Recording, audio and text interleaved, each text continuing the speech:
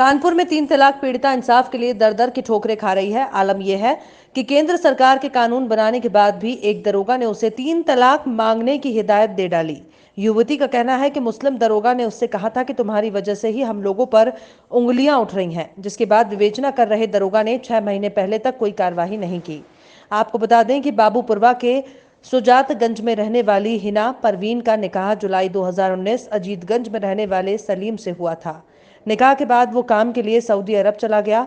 27 अक्टूबर 2019 को सऊदी अरब से ही फोन पर 3 तलाक दे दिया।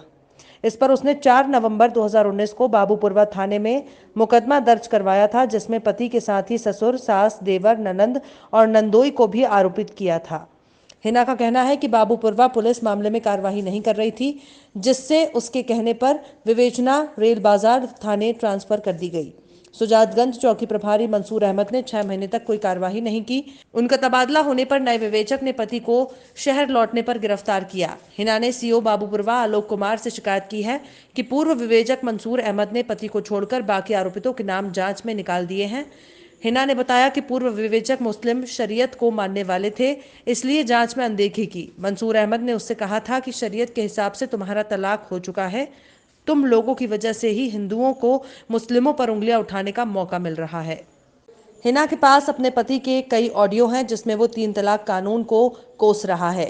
वहीं सीओ बाबूपुरवा ने कहा कि मामले की पूरी जांच कराई जाएगी।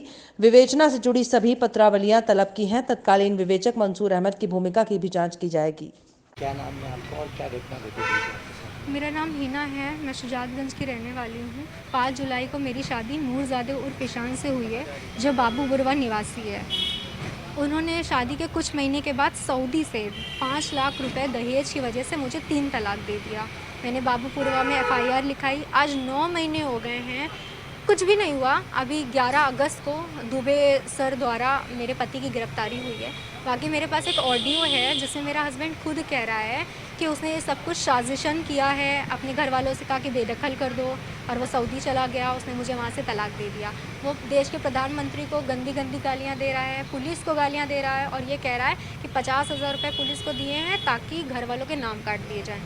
तो सर 9 महीने हो गए हैं, जब मेरे पास इतने ठोस सबूत हैं, उसके बाद क्यों नहीं मेरी चार्जशीट लग रही है? पुलिस के अधिकारियों से आप मिले, क्या बात हुई आपकी?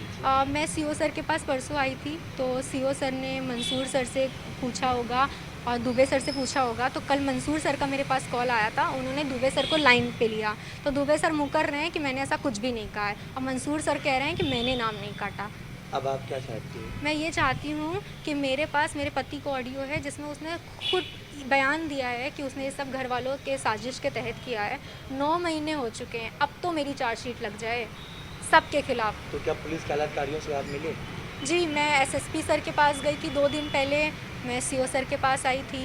अभी CO सर के संज्ञान में मामला है और CO सर कह रहे हैं मैं देखता हूँ। 3 तलाक का मामला सामने आया है, उसमें जो महिला है उसका आरोप है कि विवेचना में गड़बड़ किया जा रहा है, तमाम लोगों के नाम निकाले जा रहे हैं। आपसे शिकायत की कि किस तरीके की जाँच की? थाना बाबूपुरवा में 326/19 एक FIR दर्ज हुई थी, जिसमें पीड़िता के द्वारा 7-8 लोगों को नामजद किया गया था। जैसे विवेचना स्टार्ट हुई, उसके उपरांत ही बादिया के द्वारा, प्रार्थी के द्वारा उच्च अधिकारियों को शिकायत करना शुरू कर दिया कि यहाँ पर मेरी जांच निष्पक्ष तरीके से नहीं हो रही है। उसमें शिकायत के आधार पर वो जांच अन्य थाने ट्रांसफ़र की गई। वहाँ पर जो कार्रवाई है जिससे मैं अभी तक अवगत हूँ, उसमें इसके पति को जेल भेज दिया गया है, और अन्य व्यक्तियों के संबंध में पर्चे पेशी में प्राप्त नहीं हुए हैं, वो जल्दी आ जाएंगे, उसके बाद अवगत करा दी जाएगा आपको।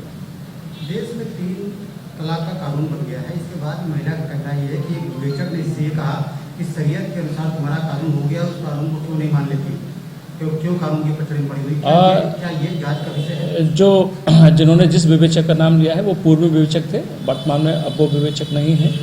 और जो विवेचना के दौरान FIR के दौरान जो धारा लगाई गई थी, उसमें पीड़िता के पति को, पूर्व पति को, उन संबंधित FIR की धाराओं में ही जेल भेजा गया है।